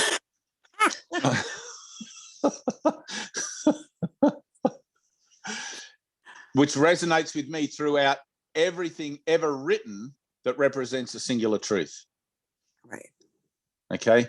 Whether, and it takes a minute, to realize that when someone is expressing, and this is, I don't know if anyone to this group is kind of new to this whole thing, but it's sort of like,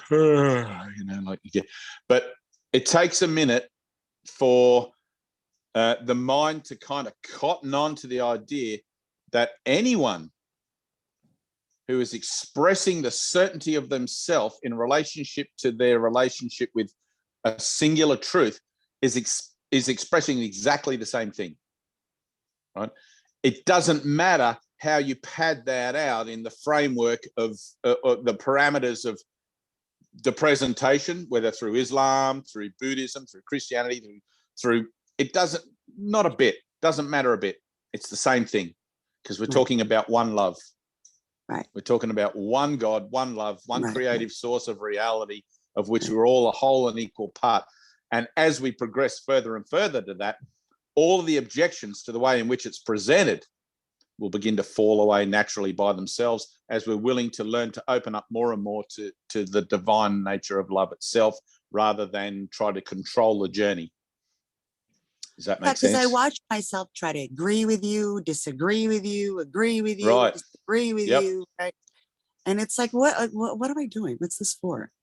What are you really doing here? And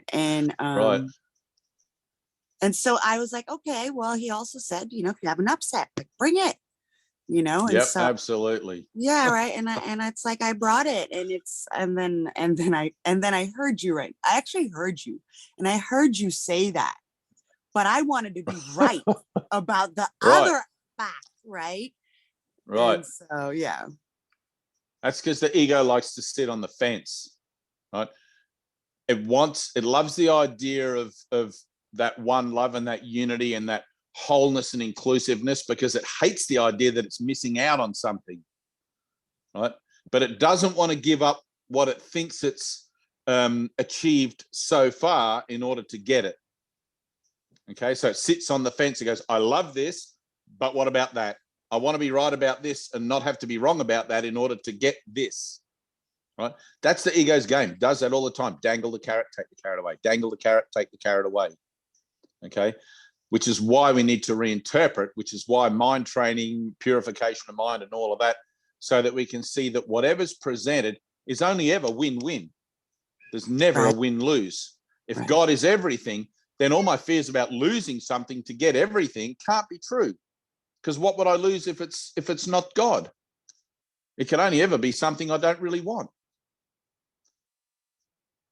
But that doesn't mean that I'm not delusional and that I don't seem to actually think that I still want it. You know, I'm telling myself I want one thing when actually the opposite is true. I'm saying I want it. I'm peeping through the thing here, looking at it, going, yeah, I want that. But I'm not willing to go, no, knock the thing off. So, am I still on? Yeah. So, you know, but that's the whole thing. Jesus is saying, come here, right? Or Allah is saying, come here. And you're always saying, well, let me just look at that. Let me just examine that next step, because that's a hell of a step. And I don't know if I'm capable of, and it's like, you know, I'll catch you. Just take a step. You know? But you've got to take that step. And that step means letting go of where you think you're standing now. Right? But I don't want to let go of this because I've built up such a reputation of wanting to be right about everything that confirms me actually being in this location of time and space right here and now. And if I take that step, it's going to prove to me that I'm wrong about that in my entirety, whether I want to put that in a religious framework or a non-religious framework. You know, it doesn't matter. Once you cross that threshold between temporal association, right? And we do this through meditation and prayer. Once you cross that threshold, there's no going back. When you see the truth of you in the light, when you realize what you actually are, you can't ever go back to believing that you were something else. Right? But it's like the ego wants to know what it actually is, but doesn't want to let go of the something else just in case. Uh-oh, low battery. Hang on, I've got my charger. I just got to work out where to stick it. All right. So now I'm going to be sideways. Am I still here? Now, hang on. Okay, so when I plug my charger in, I have to turn this thing around because it's closer to the port, because I've only got a very short charger lead. I love it. Coming to you live from Dave's house. I know. Coming to you live. Where any kind of disaster in communication can happen, and usually does. There we go. How's that? No. I knew my Bible would come in handy for something. It's propping up my thing. There we go. Well, anyway. So maybe if I push it further away. See, last week I had this great idea that I'd be all organized. No, you're good. That's good. I'm good. All right. So anyway, we were there. So was that it? Any more questions? Fatima, was that good for you? Yeah, was it good for you, Dave? It was good for me. All right. Assalamu alaikum. Alaikum salam. All right. So that's it, I think. Have we got any more questions? Nope, that's it. I think. That's it. Questions? Anybody else? Are you guys all doing like the daily lessons? Are you following along with the year 28 or whatever today it is? Eric's got 2 hands up. Yes, that's a yes. So, cool. So what's today's lesson? Above all else? Is that what it is? I'm still in last year. But, I hang think on. it's above all else time. Above all else, I want to see things differently. I don't see anything. Look, let's just do it. I'm still in last year. Who's on 170? Me. Who said me?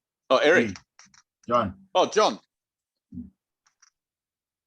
That's Above all else, I want to see days. things differently. Hmm? Is that the one? Are you guys using this book? I don't have a book. You know, I don't have a book yet. You don't have a book yet. It's coming. Maybe you don't even need a book. Thank God. If you're doing the lesson, if you're doing the lessons and you don't have a book, you must have this kind of divine connection. I do. That's awesome. It's called God. Lesson 28. Above all else, I want to see things. All right. Hang on. I want to try and figure out this thing. But I got my angel too. Can bring me a book. I need to shrink. Oh, look, I'll shrink down on the couch. There we go. All right. So lesson 28. I'm just going to read through this one, and then because you guys are all on it. Oh, good. It's got an application. Because you guys are all on it mostly together. So before I do this, I don't know if Annie's still on. I can't see everybody on the screen, but we used to do every day when I was attending the healing center. Annie and I went to the same healing center, and we were together there for about 6 years. It was really full on and confrontational and everything. We would have the daily lesson starting January the 1st written on a big whiteboard in the foyer. So whenever you came to the healing center from wherever you, and if you lived there, because there was residential accommodation as well, but you would have to go through the foyer and you'd see like the daily lesson. So everyone would constantly be on the same page energetically with where they were at and what they were doing in their own mind. So it made it a lot easier for whoever was teaching that day to be able to configure some kind of, reference that people were familiar with, because that's why we have this. So we can talk about our experience of being human in a framework that we can actually understand. We have a common language, right? So I don't know what Wendy and Travis, what you guys do at your thing there, but we would start every day with the 20-minute book, which is the reviews of the first 50 lessons. And anyone who's ever been in a group setting doing anything spiritual, you'll probably be aware of that the whole is greater than the sum of the parts. Okay, so Jesus says in the Bible, where's Fatima? I'm saying Jesus again. Jesus says, wherever two or more are gathered, there I am in the midst of them. All right, now that's a true thing. We would read the reviews of the first 50 lessons of A Course in Miracles, and we would like be in a circle. We'd have round robin. Someone would read 2 reviews, you go around, read the next 2 reviews, whatever, on a page.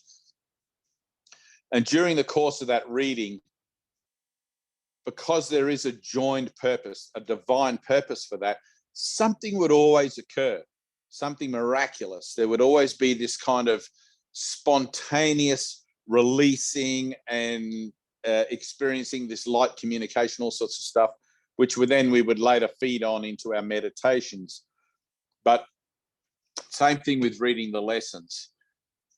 Some people, right, and I'm going to put this out there as some people for a second, it's just me, but some people in reading these lessons, if you're in a group situation, you'll realize that some people will read this lesson and they'll invent words that aren't on the page, or they'll miss words and they'll sort of like, right? The ego does not want you to hear this, okay? It will do everything it can to distract you, because your mind is constantly distracted. It's of the forgetting, as we said before.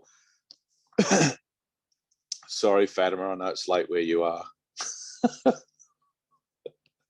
I'll try to wrap this up.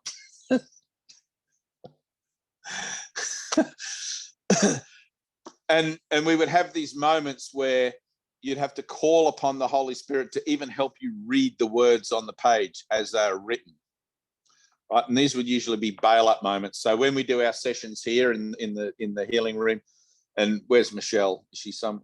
Oh, I'll flick through here. When we do our sessions here, Michelle knows this one. It's called, oh, there she is.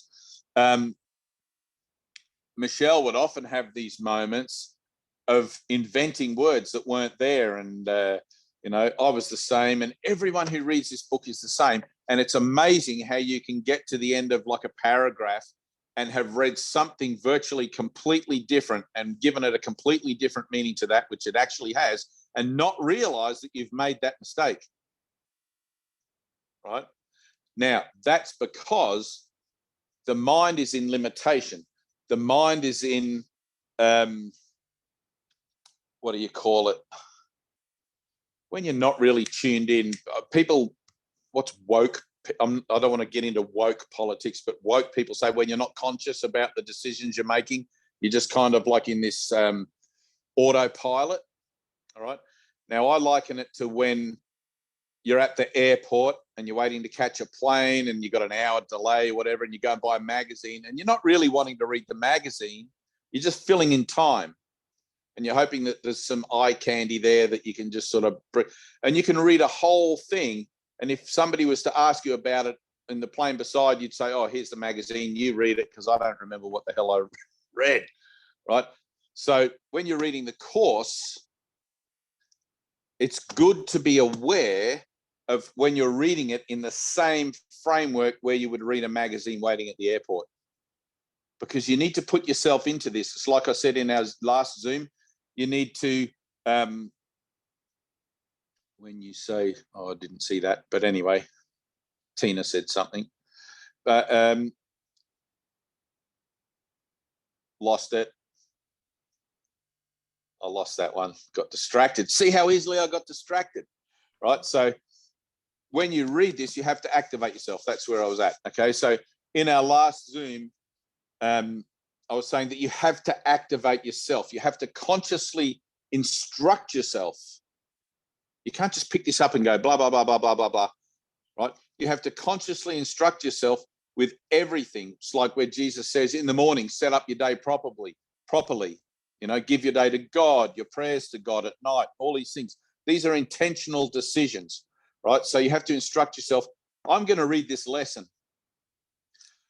I'm going to give it total value, total meaning. I don't know how to do that, but I'm going to let that be miraculous even. Because if I don't consciously align myself with what I'm doing, it's going to be like reading a magazine at the airport where I'm not really wholehearted with it. I'm not really in it. I'm just filling in time.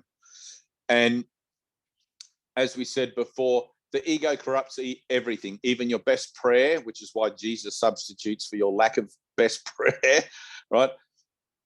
Because the ego corrupts everything, it'll corrupt even your attempt to want to read this and want to allow this to permeate beyond consciousness to the Christ mind in you that actually already knows what this says, okay? Which is why you can read one page in this course, get to the bottom of the page and have no clue about what the hell you just read, right? And I know everybody in this Zoom room is on the same page with that, right?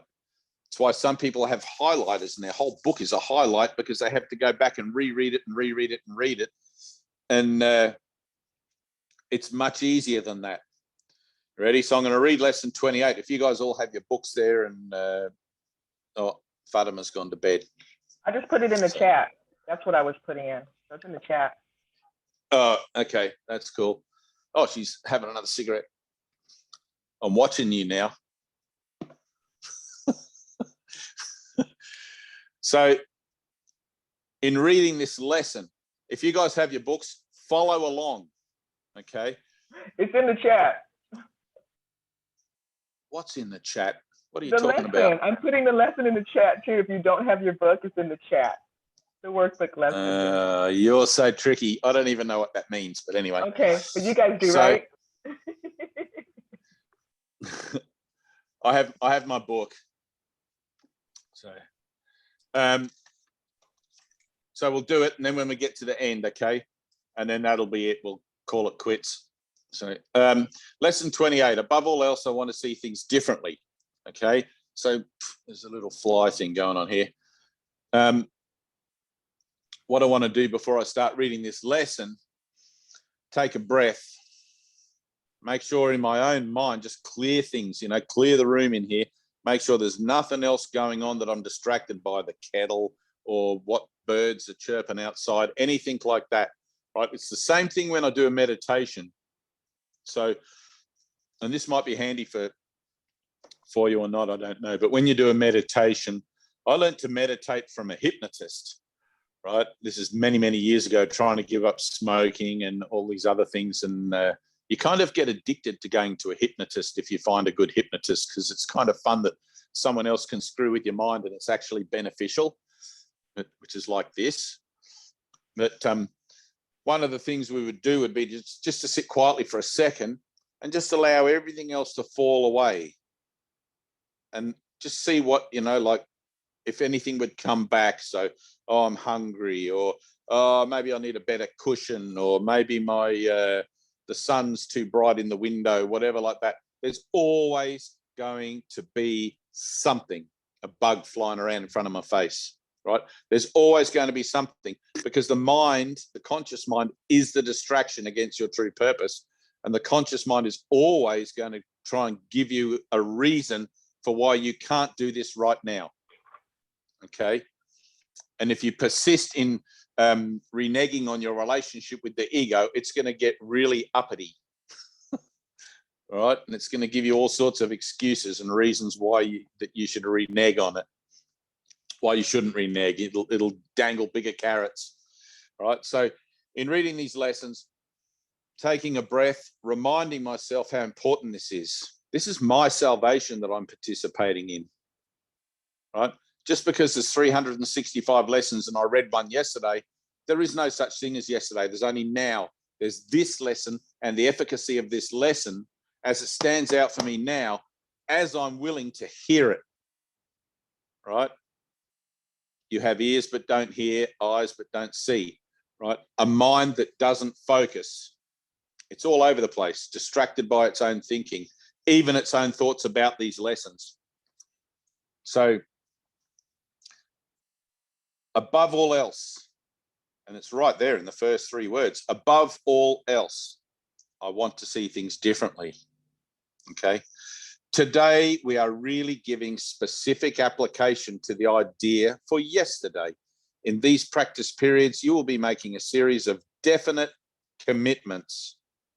The question of whether you will keep them in the future is not our concern here.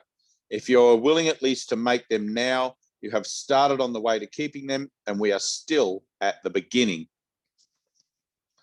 You may wonder why it is important to say, for example, above all else, I want to see this table differently. In itself, it is not important at all. Yet what is by itself, and what does in itself mean? You see a lot of separate things about you, which really means you are not seeing at all. Right? How cool is that? You either see or not. Okay. When you have seen one thing differently, you will see all things differently. The light you will see in any one of them is the same light you will see in them all. When you say, above all else, I want to see this table differently, you are making a commitment to withdraw your preconceived ideas about the table and open your minds to what it is and what it is for. You are not defining it in past terms. You are asking what it is rather than telling it what it is. You are not binding its meaning to your tiny experience of tables, nor are you limiting its purpose to your little personal thoughts. You will not question what we have already defined. And the purpose of these exercises is to ask questions and receive the answers. In saying, above all else, I want to see this table differently, you are committing yourself to seeing. It is not an exclusive commitment.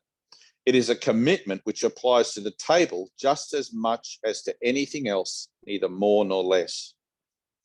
You could, in fact, gain vision from just that table if you could withdraw.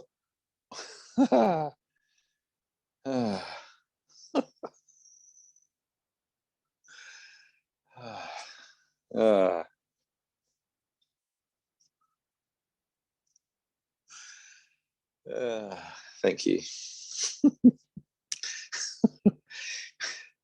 You could in fact gain vision from just that table if you could withdraw all your own ideas about it and look upon it with a completely open mind.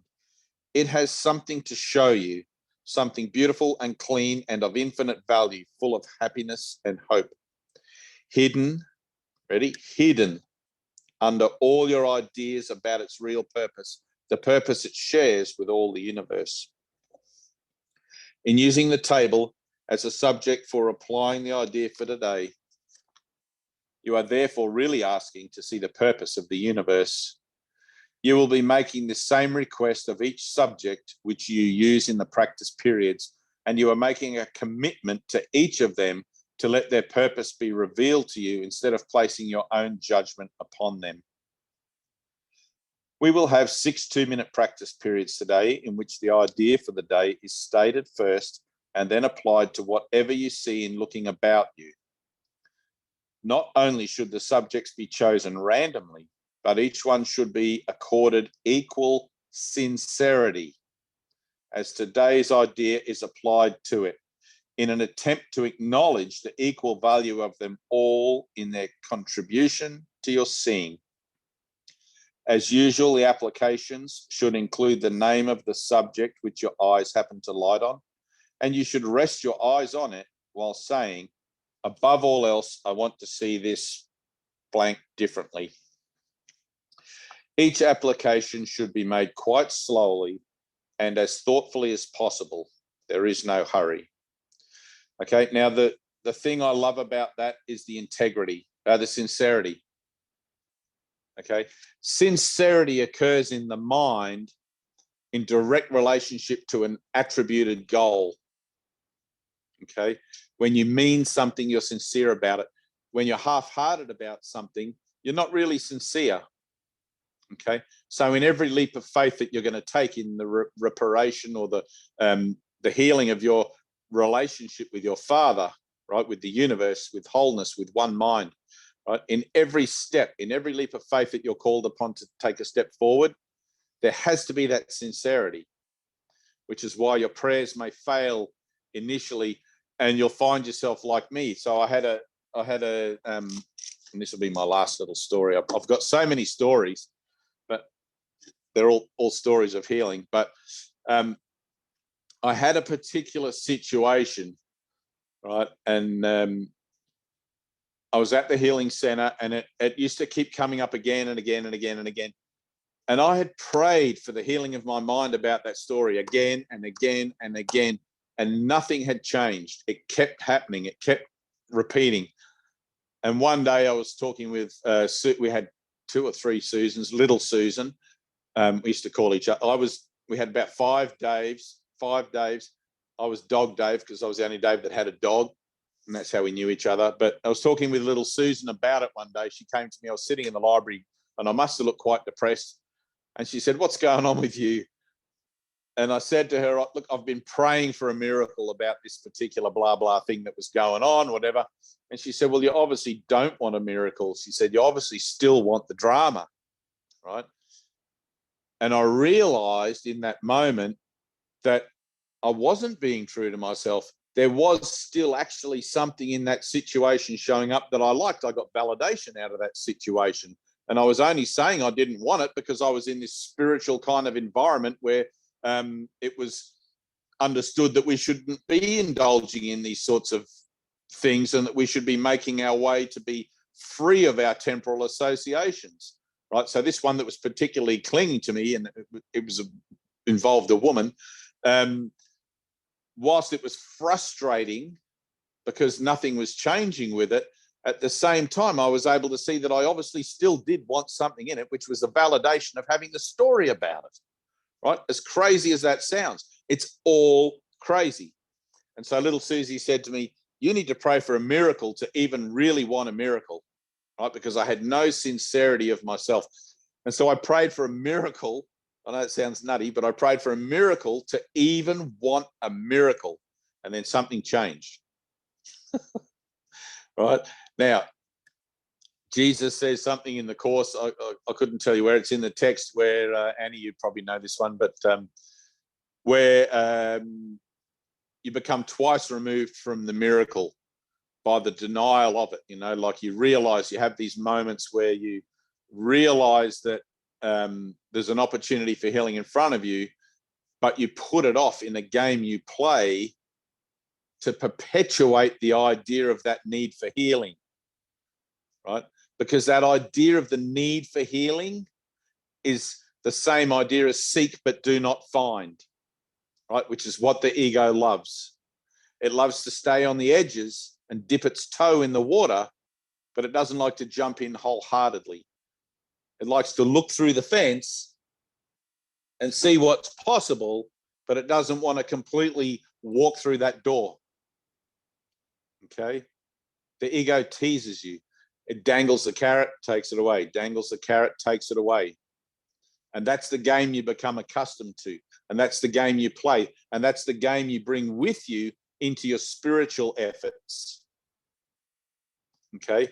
Just because you pick up a book, a spiritual book, a book of stories, texts, lessons, whatever, doesn't mean that you've changed. It just means you've found new rules for the same game that you're playing.